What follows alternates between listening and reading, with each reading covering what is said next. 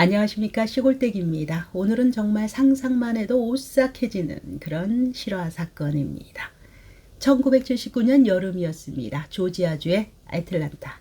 10대 흑인 소년들의 실종이 연달아 발생하게 됩니다. 대략 28명. 어마어마하죠. 처음 발견된 시신은 13세 소년 에드워드 호프스였습니다. 강 근처에 있는 덤불 속에서 신발도 벗겨진 상태로 손에는 약간의 방어흔이 남아 있었습니다. 이후 6개월 사이에 또 다른 아이들의 시신이 같은 방식으로, 비슷한 방식으로 발견됩니다. 공통된 특징은 대부분 7살에서 14살 사이의 흑인 남자아이였습니다. 목이 졸려서 숨졌고 그 흔적을 보자면 손으로 조른 것이 아닌 밧줄이나 전선 등을 이용해서 조심스럽게 서서히, 그렇습니다. 옷이 벗겨져 있거나 신체 일부가 다친 흔적도 있었고 일부는 또 익사 상태입니다. 하지만 죽기 전에 구타를 당한 흔적들도 있었습니다. 더 무서운 것은 아이들의 손톱이나 머리카락, 옷 등에서 범인의 흔적이 전혀 발견되지 않았다는 점입니다. 범인은 철저하게 준비했고 조심스러워 보입니다. 경찰은 그제서야 깨닫습니다. 이것은 단순한 사고나 우연이 아니라 누군가가 계획적으로 아이들을 노리고 있다. 시신은 때로는 도로 옆 숲속, 때로는 버려진 공터, 심지어는 쓰레기 하치장에서 발견됩니다. 하지만 범인은 아무렇게나 시신을 방치하지 않았습니다. 아무렇게나 버린 것이 아니라 일부러 찾기 어려운 장소에, 그러나 발견은 되도록 그렇게 버렸습니다. 기이할 만큼 계산된 행동이죠.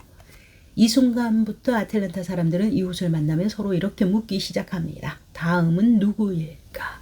이 무렵부터 언론에서는 범죄자를 이렇게 부르기 시작했습니다. 애틀랜타의 부기맨. 어디에 숨어 있는지는 모르겠지만 도시를 공포로 몰아넣는 정체불명의 존재라는 뜻이죠. 아이들의 실종 신고가 들어왔을 때 그저 가출이겠지 생각했던 경찰, 시신이 발견되고 나서야 사태의 심각성을 깨달았죠. 이런 식의 사건이 몇 주 간격으로 계속해서 발생하면서 애틀랜타 시민들은 점점 공포에 빠져들게 됩니다. 조사를 시작하게 되죠. FBI는 결국 1980년 후반에 수사에 본격적으로 투입되게 됩니다. 이 사건을 애틀랜타 아동 연쇄 사건으로 명명하게 되죠. 1981년 5월 22일 새벽이었습니다. 조용한 애틀랜타의 채텀타운 다리 위에서 경찰 2명이 잠복 근무를 하고 있었습니다. 이들은 연쇄 실종 사건과 관련해서 강의 시신이 유기될 가능성이 크다라는 정보에 따라서 밤새워서 다리 근처에서 잠복 근무를 하고 있었습니다. 그런데 정말 그날 새벽 2시 52분쯤 조용한 강가에서 갑자기 쿵 하는 소리가 나더니 물소리가 첨벙하고 납니다. 경찰은 그 소리가 난 방향을 주목했고 잠시 후 다리 위로 올라오는 하얀색 자동차 한 대를 발견하게 됩니다. 운전자는 23세의 흑인 남성 웨인 윌리엄스. 경찰은 그 차를 세우고 검문을 하게 되죠. 그는 말합니다. 음반 제작 관련 미팅을 하러 가는 길이다. 하지만 이 시간에, 이 새벽 시간에 이 장소를 지나서 이유는 석연치 않았습니다. 하지만 경찰 당시에 풀어주게 되죠. 그리고 이틀 뒤였습니다. 다리 아래 강가에서 27살의 흑인 청년 나다니엘 캐터의 시신이 떠오릅니다. 그 시신이 떠오른 바로 그 장소, 첨벙하고 뭔가 둔탁한 것이 강에 던져지는 소리가 났던 그 다리, 바로 아래였습니다. 즉 경찰이 들었던 쿵 소리는 누군가 시신을 강에 버리는 순간의 소리였을 가능성이 높았던 것입니다. 경찰은 본격적으로 윌리엄스를 조사하기 시작합니다. 음반 제작 관련 미팅이 있었다라는 것, 거짓말로 드러납니다. 가택 수색을 하게 되죠.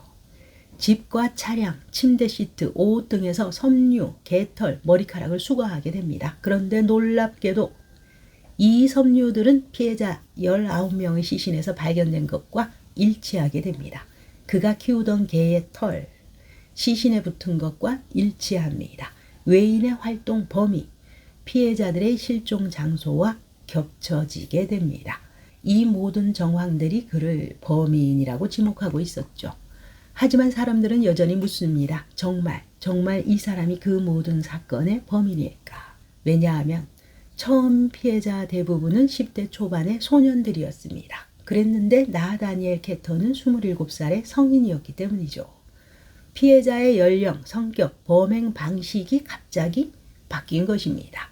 첫 번째 증거, 섬유와 털입니다. 그가 연관되어 있다고 의심되는 29건 중 19건에서 19명의 피해자 시신에서 검출이 되었는데 이와 유사했다는 것입니다. 같은 색상, 같은 재질, 같은 조직. 당시에는 DNA 분석 기술이 없었습니다. 이 섬유 일치, 이것은 매우 강력한 증거로 받아들여졌다고 합니다. 두 번째 증거 있죠. 그의 행동과 거짓말. 체포 당시 윌리엄스는 경찰에게 새벽에 음반 제작 미팅하러 간다라고 말했습니다. 하지만 경찰 조사 결과 그런 미팅은 없었습니다. 게다가 실종된 피해자 중 몇 명은 윌리엄스와 평상시에도 잘 알고 지내던 사이였다는 점. 어떤 목격자는 이렇게 이야기합니다. 그 아이가 마지막으로 탄 차가 외인의 자동차였습니다. 그리고 강에서 들린 쿵 소리.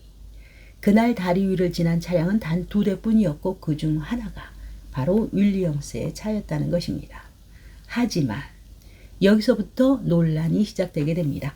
피해자 중 일부는 성인이었고 일부는 익사, 일부는 구타, 일부는 질식사.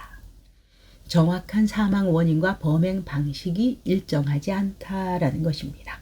이것은 연쇄살인의 특징과는 맞지 않았던 것입니다. 또한 당시 애틀랜타는 인종차별이 상당히 심했던 도시라고 합니다. 일각에서는 그래서 이렇게 이야기하죠. 경찰은 흑인 사회의 분노를 무마하기 위해서 희생양으로 윌리엄스를 지목한 것이 아닌가. 그를 유죄로 단정하기엔 여전히 풀리지 않는 미스터리와 의문점들이 많았던 것입니다.